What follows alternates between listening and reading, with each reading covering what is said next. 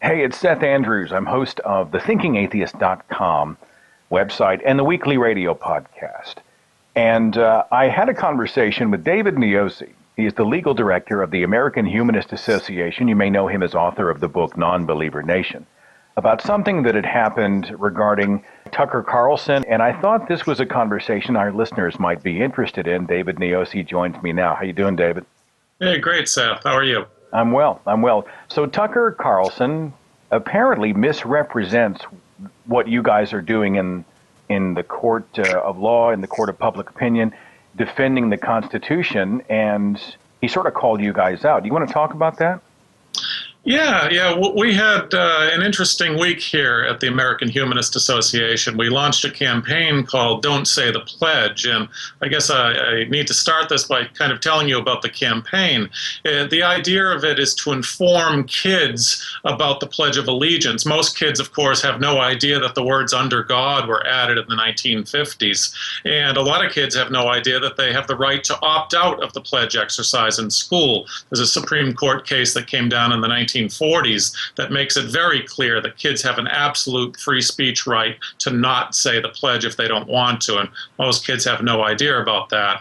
So under God, of course, is very invidious towards atheists. It defines patriotism in terms of God belief. It makes people think that America is a Christian nation, which it's not, and it does a lot of other things that really marginalize atheists. So we thought it would be a great idea for kids who really want to stand up for justice and equality to encourage kids to boycott the pledge for a little while in a way of protesting against under God, to try to raise awareness about the issue. Well, along comes Tucker Carlson this week, and his website, The Daily Caller, ran a story about our campaign, and it really laid into the American Humanist Association in an unfair way, just portraying the campaign in a very negative way. And I know a lot of online journalism is not exactly objective, but this went over the top. And my instant reaction upon seeing this story was, this guy has got to debate this issue. Never mind hiding behind a website and throwing out rants and just being very one-sided and biased. Let's see if he can debate this issue intelligently. So I threw out a challenge to him to debate me on the under God issue, on the wisdom of having under God in the pledge. And we're trying to get some momentum to try to really force the issue. I'll come back to that, but it's interesting. A lot of people do talk about the Establishment Clause, the separation of church and state. Some religious people get it, and they defend that wall between religion and government. But sure. You play heavy on the discrimination sort of angle.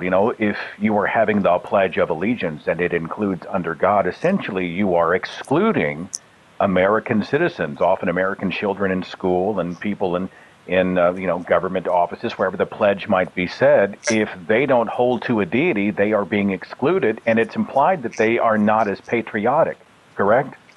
Yeah, absolutely. And to be clear, I think we all agree that the Establishment Clause should rule that under God is unconstitutional, but there have been a couple cases on it, and the courts haven't seen it that way. I think it's mainly because of political pressure that courts are afraid to rule against under God. The one time they did in the Ninth Circuit about 10 or 12 years ago, the country seemed to be in turmoil over it. All the congressmen were out on the steps saying the Pledge of Allegiance with under God in protest to the Ninth Circuit. But anyway, the Establishment Clause should take care of the issue, but unfortunately it hasn't. And what we think is it's very important to look beyond the Establishment Clause and look at it from an equality standpoint. We have equal protection, equal rights, non-discrimination in this country, especially on issues of religion. We're not supposed to discriminate. What could be more discriminatory than having a daily exercise in public schools that portrays patriotism while indoctrinating children, that portrays patriotism in a way that exalts God belief and portrays non-believers as less patriotic? I sure would like to see the exchange between you and Tucker Carlson, right? And a sort of a constitutional expert. You've been fighting this fight a long time. You know your stuff, and I think you fight it reasonably. This is you're not going in there and and leading with vitriol. You're legitimately showing how the Constitution is written and the fact that it needs to represent all. And if we wanted to see this exchange happen between you and Tucker, how do we get behind it? I mean, do we go to his website and send an email? What do we do? Well, we could do those things, but I think probably the best way to turn up the heat these days is to use the Twitter medium. That Twitter is a great way of communicating directly with people, even people such as Tucker Carlson. His Twitter handle, I believe, is at Tucker Carlson. Very straightforward. You can find him very easily. Mine is at AHA Dave.